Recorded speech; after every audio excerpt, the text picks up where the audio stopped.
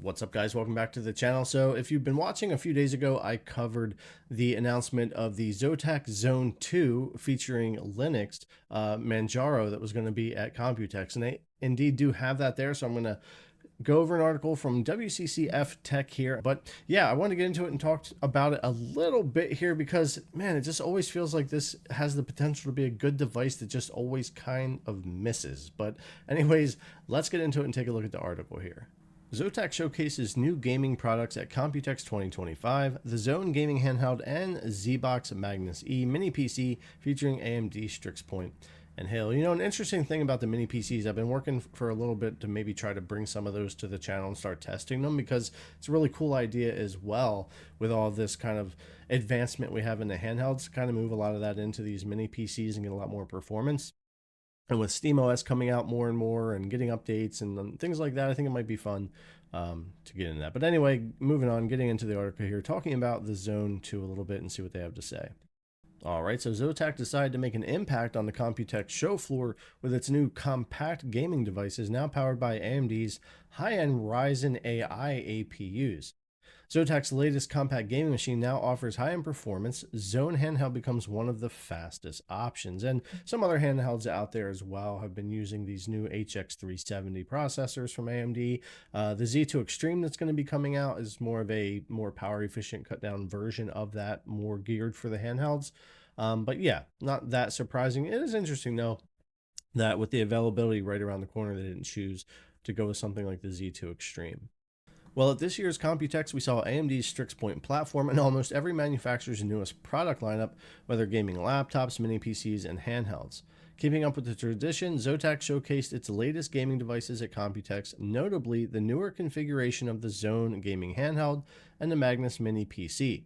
Both of them are now powered by AMD Strix Point simply because this architecture's performance and efficiency figures are too good to ignore.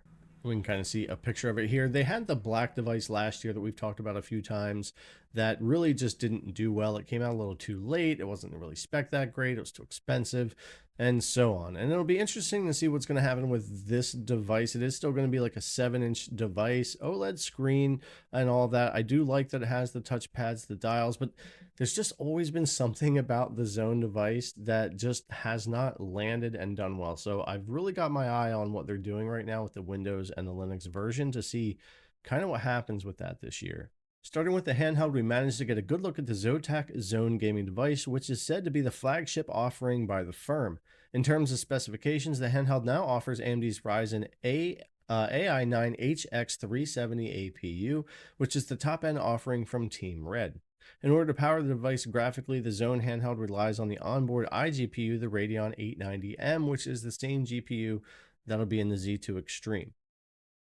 This is said to be a well-equipped option suitable enough for seamless 1080p gaming.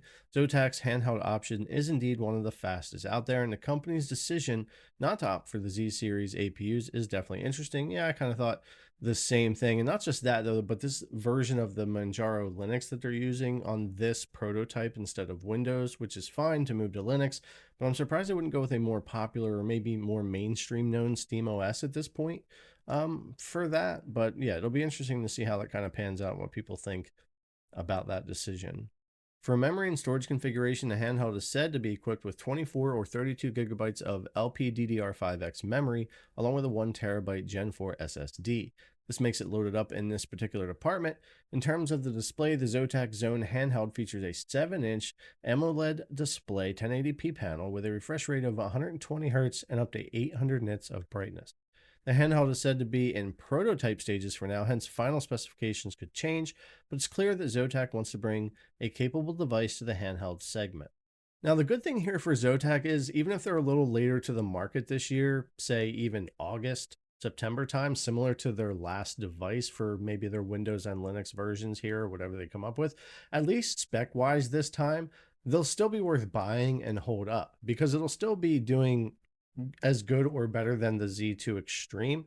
It'll still compete against the new Intel stuff that's out and probably going to be coming out, the Panther Lake and all that. So it wouldn't be as bad of a buy, but I do hope they don't wait too long to be able to push their devices out there and get some attention. And what's that price going to be as well? And also the 7-inch. I know a lot of people are wanting to move on to bigger displays like myself, but this is going to be a pretty interesting one to keep an eye on. But yeah, this device it just always feels like it's a little bit cursed. The Zone Handheld will also feature Wi-Fi 6E, Bluetooth 5.2, and a built-in kickstand as well. As for the design, you're looking at an all-white color scheme similar to Asus ROG Ally, except that there's little touch of color other than white, which makes it an awesome option for those who are inclined towards the color scheme. Details around pricing and release date are uncertain, but we're told that Zotac plans to launch the device into retail markets pretty soon. And I think we're going to see quite a few handhelds, potentially June, July, and August.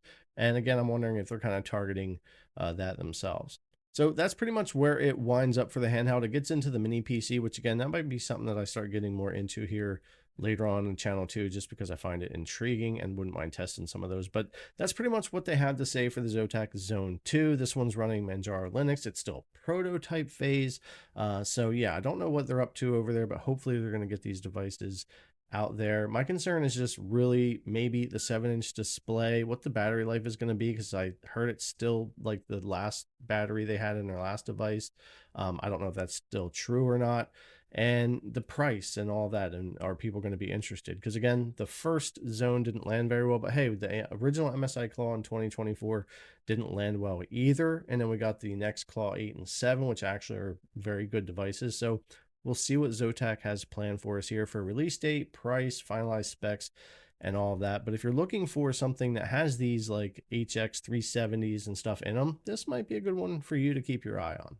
Anyways, guys, thanks a lot for coming to check out the video. I really appreciate it, and I'll see you in the next one.